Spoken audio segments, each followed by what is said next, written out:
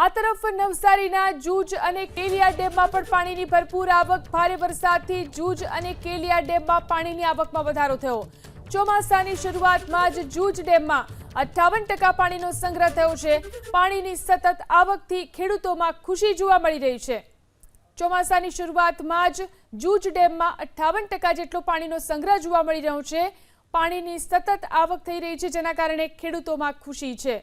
તો જૂજ અને કેલિયા ડેમમાં પાણીની સારી આવક નોંધાઈ છે। જે રીતે નવસારીમાં વરસાદ થયો છે, ઉપરવાસમાં સારો વરસાદ થયો છે, જેના કારણે ડેમમાં પાણીની સારી આવક। આ તરફ નવસારીના જૂજ અને કેલિયા ડેમમાં પણ પાણીની ભરપૂર આવક। ભારે વરસાદથી જૂજ અને કેલિયા ડેમમાં પાણીની આવકમાં વધારો થયો।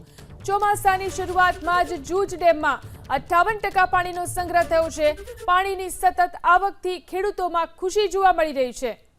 ચોમાસાની શરૂઆતમાં જ જૂજ ડેમમાં 58% જેટલો પાણીનો સંગ્રહ જોવા મળી રહ્યો છે।